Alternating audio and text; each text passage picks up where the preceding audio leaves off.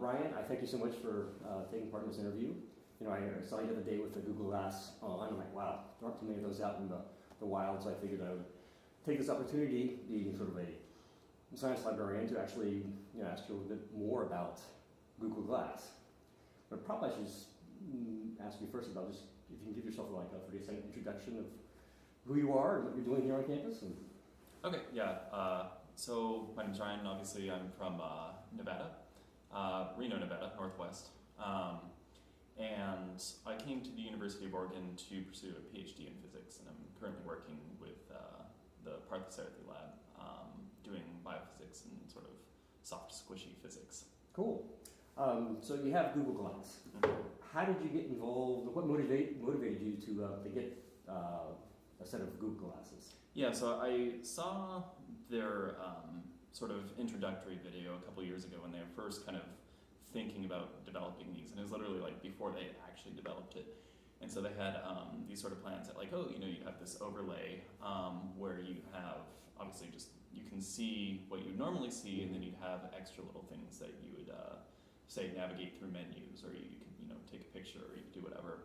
And with me, and I think a lot of other people, that really captivated the imagination of just all the different things that you could make with that. And so that was what I wanted it for. It's like, I can develop these really neat programs for this that could do this or could do that. And so I sat around and thought about all these interesting things that I wanted to do with it. And so then it came to a point where they had a contest, and the contest was called If I Had Glass.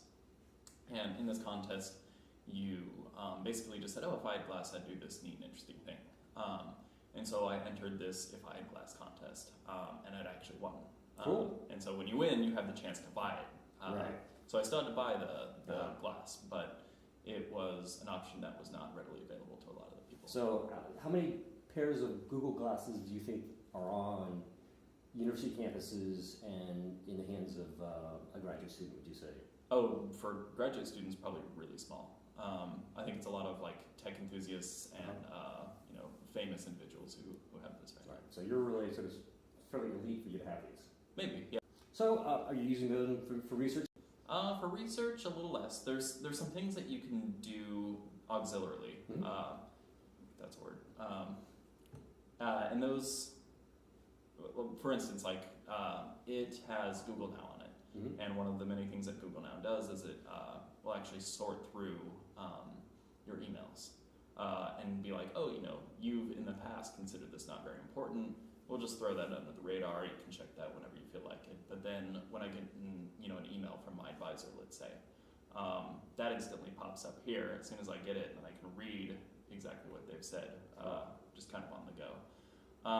There are other things, for instance, where you can program these puppies, and I've thought of some interesting applications to more or less like school rather than research, but like to a lot of classwork that would be really useful. And so you had them in your hands how long now, would you say? A few months now. Okay. I think I got them in July.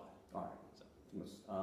So these require a sort of an internet connection, I'm assuming, usually, or I should say you need to be near some Wi-Fi connection. You need to, so they can access the internet in a few different ways. Right. So the first, most obvious is Wi-Fi. But they also wanted to develop these such that you would have internet access outside of. So can you sync to your phone? Right. Okay. Yep. So you can do the Bluetooth tethering. Right. Okay. Yeah. And do you do that right now? Oh yeah, I do it all the time. Yeah. Cool. How do people react to you when you wear these? Is there any sort of unusual reaction, or people do most people even realize what they are? That's a really good question, because I've gotten every sort of reaction I think you can imagine, and the sort of density of them is pretty nice. For instance, I have had one negative reaction, but it was only one. And one person was like, are you tracking people with these? Are you doing creepy things with these? But most of the time, it's a lot of people. I'd say, just arbitrarily, it seems roughly like 50% of people know what they are. So I walk around and go, oh man, is that Google Glass? And sure enough, yeah.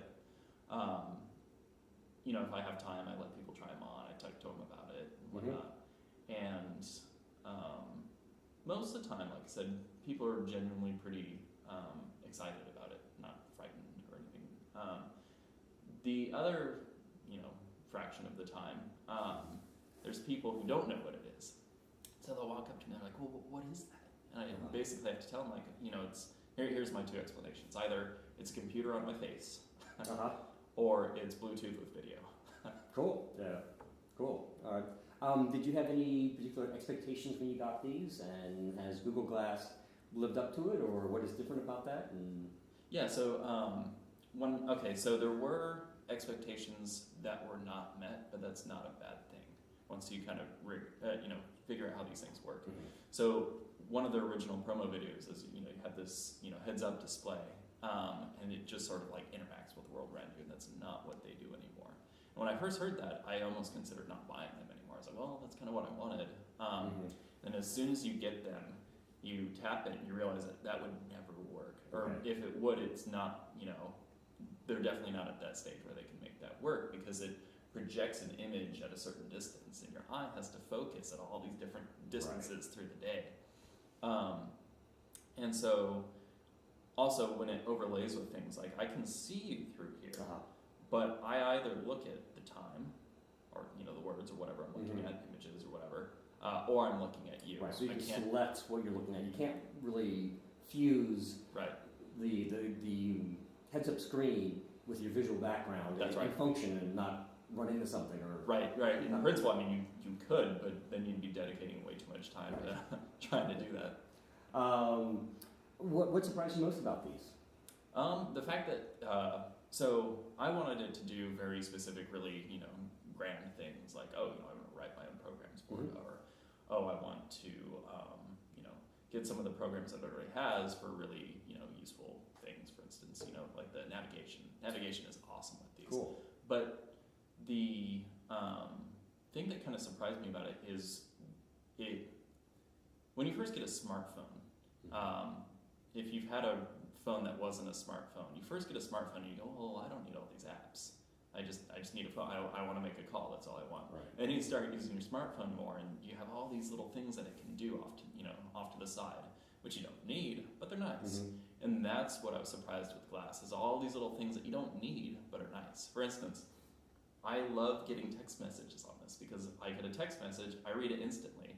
I don't have to reply right at the moment, but if I do want to reply, I can, my hands can be dirty, I can be doing whatever, and I just tap it, I speak out loud, I speak my reply, and then it's done. The fact that it streamlines a lot of these things is really neat. Cool. Have you talked to others that have Google Glass and sort of compared notes about any of this at all? Are you? Yeah, so there's not too many people in Eugene. I think there's one person on Twitter who's from Eugene who got one as well. So not in person, no, other than when I first bought them. But online, there's a nice community of people who, continually discuss, subjects on Glass, or like about Glass, or concerning the software or whatever, and that I've used quite a bit.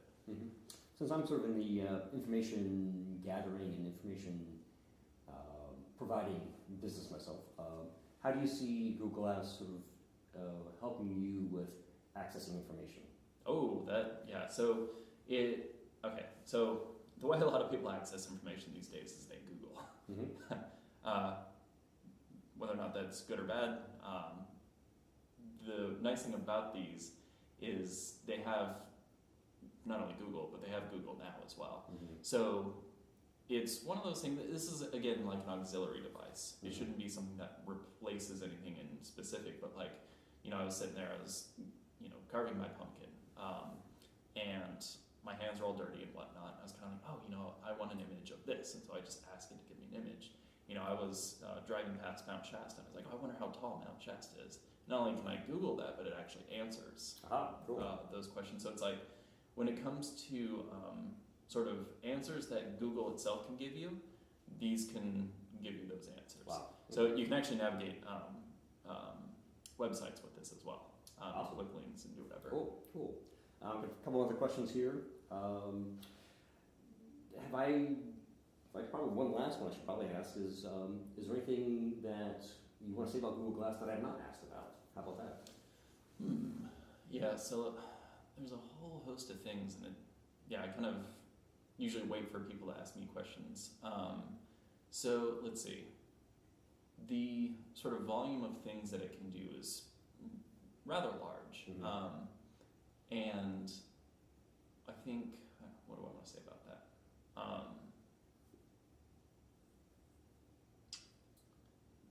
Basically, if it only did a few of these things, it may not be, say, worth my time per se. Right. But the fact that it does all these different things, it just sort of integrates well with anything you want to do with any of your other devices anyway.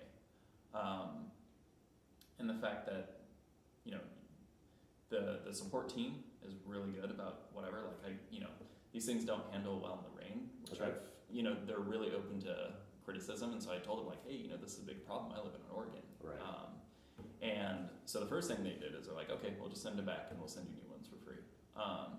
And so the support was really nice, and they're also just always updating the device, and it continues to do new things every month. Literally, like they send out like this newsletter every month that goes, oh, here are a whole host of new features. Oh, here's a whole host of new features. When I got these things, like battery life was much worse, and the pictures were worse, and like they just completely upgraded all of these features, as well as adding a bunch of apps, and it's just been wonderful.